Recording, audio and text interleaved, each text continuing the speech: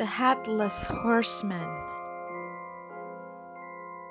Once there was a town called Sleepy Hollow. Suatu ketika ada sebuah kota bernama Sleepy Hollow. It was a drowsy little town in a pretty green valley.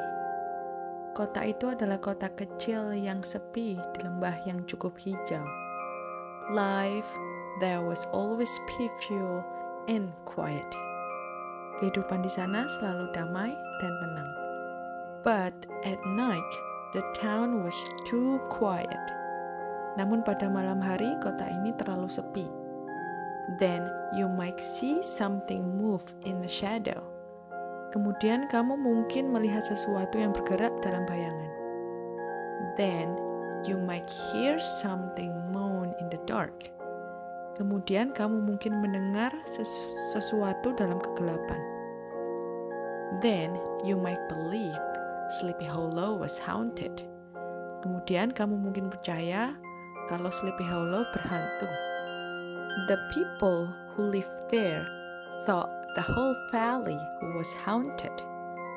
Penduduk yang tinggal di sana mengira seluruh lembah itu berhantu. They told strange tales about ghosts and goblins and witches. Mereka menceritakan kisah-kisah aneh tentang hantu, goblin, dan penyihir. The strangest tale of all was the story of the Headless Horseman. Kisah yang paling aneh adalah kisah penunggang kuda tanpa kepala. During the war, began the story. Selama peperangan, cerita dimulai. A bloody battle was fought in the valley. Pertempuran berdarah terjadi di lembah itu. Sword clashed. Pedang bentrok. Cannon boomed. Meriam meledak. One soldier on horseback lost his head. Seorang tentara yang menunggangi kuda kehilangan kepalanya. His headless body was buried in the church graveyard. Jenazah yang tanpa kepala itu dimakamkan di kuburan gereja. The tombstone reads, "Rest in peace." Di batu nisannya tertulis, "Istirahat dengan damai." But the poor soul buried there cannot rest. Tetapi jiwa malang yang terkubur di sana tidak dapat beristirahat dengan tenang. Now, on nights when the moon is full, sekarang di malam hari ketika bulan purnama, he rises from the grave. Dia bangkit dari kubur. He mounts his phantom horse and rides through the valley. Dia menaiki kuda hantunya dan berkendara melintasi lembah. Looking for his head. Mencari kepalanya. So, beware the headless horseman. Jadi hati-hati dengan penunggang kuda tanpa kepala. If he cannot find his head, he will gladly take yours. Jika dia tidak dapat menemukan kepalanya, dia dengan senang hati akan mengambil kepalamu. No one believed in ghost stories more than the school teacher, Ichabod Crane. Tidak ada yang lebih percaya pada cerita hantu selain guru sekolah yang bernama Ichabod Crane. He was an old-looking fellow, tall and skinny. Dia berpenampilan aneh, tinggi, dan kurus. With dangling arm and floppy feet. Dengan lengan yang menjuntai dan kaki yang terkulai. When he walked down the street, ketika dia berjalan di jalan, he looked just like a scarecrow of its paws. Dia tampak seperti orang-orangan sawah yang lepas dari tiangnya. Ichabod was poor. Ichabod adalah orang miskin. But he had a plan. Tapi dia punya rencana. He was going to marry Katrina Van Tassel. Dia akan menikahi Katrina Van Tassel. Her father was the richest in the valley. Ayahnya adalah pegawai terkaya di lembah. Ichabod wanted to be just like him. Ichabod ingin menjadi seperti dia. Broombones also wanted to marry Katrina. Broom Bones juga ingin menikahi Katrina. Broom was a friendly young man. Broom adalah pemuda yang ramah. He liked to play tricks. Dia suka bermain trik. And ride horses and have fun. Menunggangi kuda dan bersenang-senang.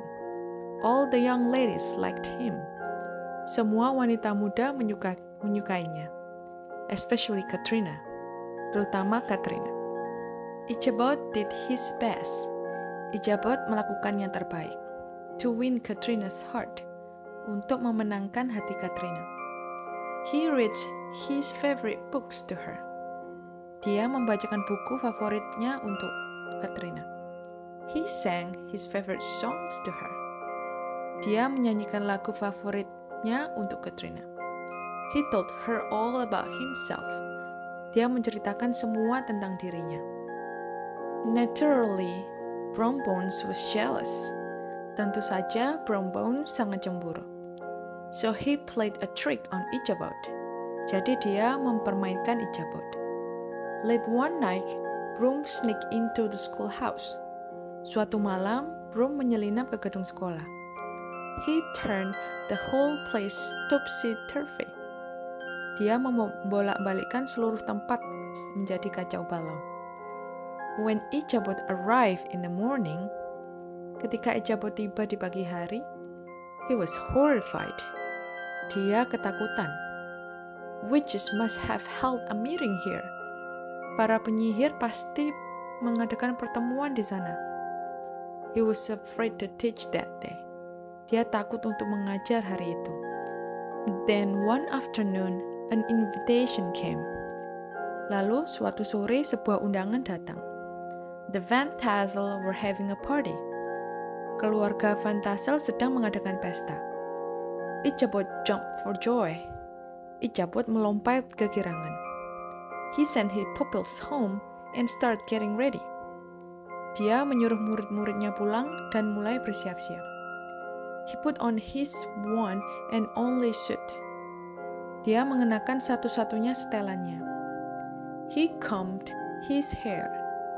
Dia menyisir rambutnya. He borrowed a broken-down horse and set out for Katrina's house. Dia meminjam seekor kuda yang sudah tua dan berangkat ke rumah Katrina. Sun was still shining as he rode along. Matahari masih bersinar saat dia berkendara. It was harvest time in the valley. Saat itu adalah masa panen di lembah. Everything was golden. Semuanya berwarna kuning keemasan. Ichabod whistled a happy tune. Ichabod bersiul dengan nada gembira. But when he rode into the woods, namun saat dia memasuki hutan, the light faded. Cahayanya memudar. Ichabod stopped whistling. Ichabod berhenti bersiul. He went over the bridge.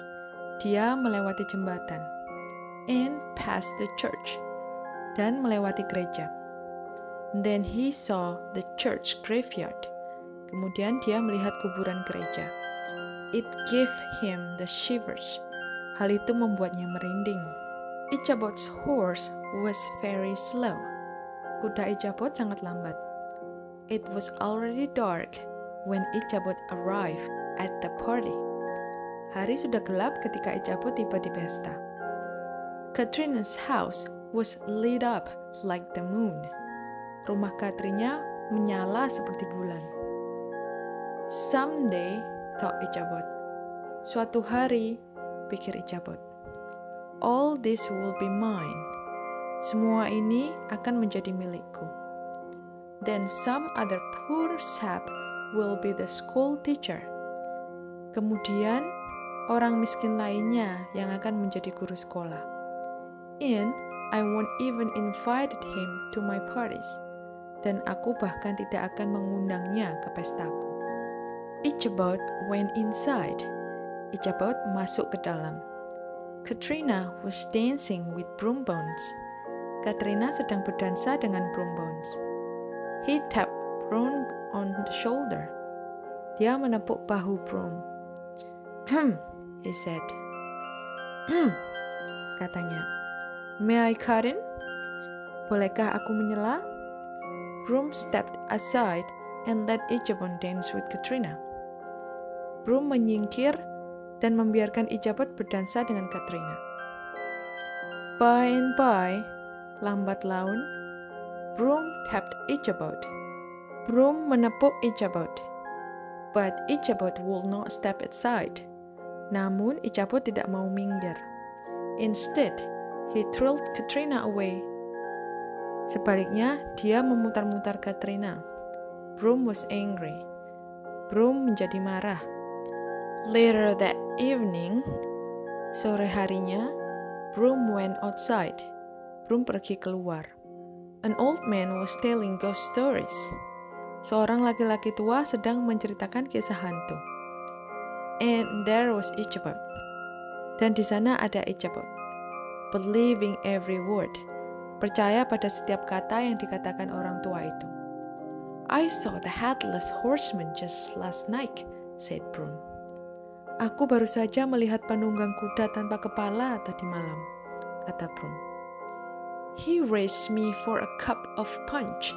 Dia berlomba denganku untuk mendapatkan pukulan. I would have won too. Aku juga akan menang. But as soon as I crossed the church bridge, tetapi saat aku menyeberangi jembatan gereja, the headless horseman vanished in a flash of fire. Penunggang kuda tanpa kepala itu menghilang dalam kilatan api. Ichabod's eyes grew wide. Mata Ichabod melebar. Broom smiled. Broom tersenyum. Perhaps the headless horseman would ride that very night.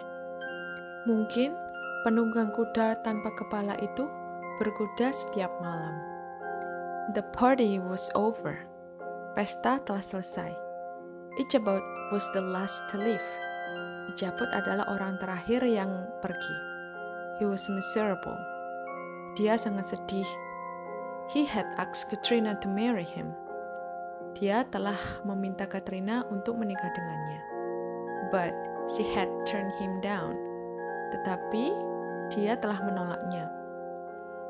It was midnight as he rode toward home. Saat itu, tengah malam dia berkendara menuju rumah. The woods had never seemed so dark. Hutan tidak pernah tampak begitu gelap. Cloud hid the moon. Awan menyembunyikan bulan. The woods were darker than ever. Hutan menjadi lebih gelap dari sebelumnya. To cheer himself up, untuk menghibur dirinya sendiri, Ichabod began to whistle.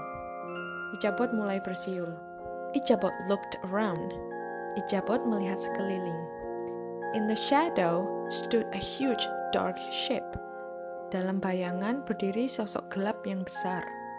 Ichabod's horse stopped dead. Kuda Ichabod berhenti seketika. Just then, the moon came out from behind the clouds. Saat itu, bulan muncul dari balik awan. The huge dark shape began to look like a horse. Bentuk gelap yang besar itu mulai terlihat seperti seekor kuda. On top of the horse sat a man. Di atas kuda itu duduk seorang laki-laki. On top of the man's shoulder sat nothing. Di atas bahu laki-laki itu tidak ada apa-apa. But there was a head under his arm. Tetapi ada kepala di bawah lengannya. Ichabod screamed. Ichabod berteriak. The headless horseman! Penunggang kuda tanpa kepala. Ichabod remembered Broom's story. Ichabod teringat pada cerita Broom. If only he could cross the church bridge. Andai saja dia bisa menyeberangi jembatan gereja, then he would be safe. Maka dia akan aman. He kicked his horse. Dia menendang kudanya. Go, go, urged Ichabod. Ayo pergi, desak Ichabod. But the horse would not budge. Namun kuda itu tidak mau bergerak. He kicked his horse again. Dia menendang kudanya lagi. Finally, the old horse dashed forward. Akhirnya, kuda tua itu berlari ke depan. The headless horseman dashed forward too. Penunggang kuda tanpa kepala itu berlari ke depan juga. Away they went in a race to the bridge. Mereka berlari berlomba menuju jembatan. Ichabod riding for his life. Ichabod berkuda demi nyawanya. Ichabod leaned forward. Ichabod mencondongkan tubuhnya ke depan. Faster, faster! Lebih cepat, lebih cepat! The horse clattered over the bridge. Kuda itu bergemericing di atas jembatan. With Ichabod clinging to its back. Dengan Ichabod menempel di punggungnya. Was he safe? Apakah dia aman? Ichabod glanced back. Ichabod melirik ke belakang. The headless horseman had stopped. Penunggang kuda tanpa kepala itu telah berhenti. Suddenly, his horse reared up.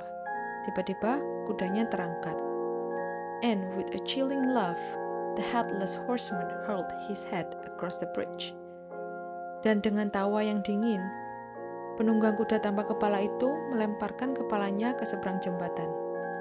Right at Ichabod Crane. Tepat di depan Ichabod Crane. The next morning, pagi harinya, Ichabod's horse was found nibbling grass at the edge of the town. Kuda Ichabod ditemukan sedang menggigit rumput di pinggir kota. But where was Ichabod Crane? Tetapi di mana Ichabod Crane? The people of Sleepy Hollow set out to look for him. Penduduk Sleepy Hollow berangkat mencarinya. They found his head near the church bridge. Mereka menemukan topinya di dekat jembatan gereja. They found a smashed pumpkin next to the head. Mereka menemukan labu yang hancur di sebelah topi itu. But Ichabod himself they never found. Tetapi Ichabod sendiri, mereka tidak pernah menemukannya. People could think of only one reason for Ichabod's disappearance. Orang hanya bisa memikirkan satu alasan atas hilangnya Ichabod. The headless horseman had carried him away. Penunggang kuda tanpa kepala telah membawanya pergi. A farmer said he had seen a man who looked like Ichabod in another valley far away. Seorang petani mengatakan dia pernah melihat seorang pria yang mirip Ichabod di lembah lain yang jauh. But no one believed him. Tetapi tidak ada yang percaya kepadanya. Everybody knew that Ichabod's ghost now haunted the old church bridge. Semua orang tahu hantu Ichabod sekarang menghantui jembatan gereja tua. When Broombones heard these stories, saat Broombones mendengar cerita-cerita ini, he would get a sneaky look on his face. Wajahnya tampak licik.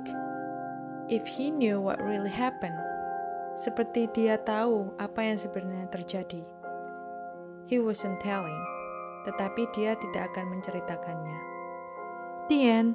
Thank you so much for watching you guys, and happy Halloween!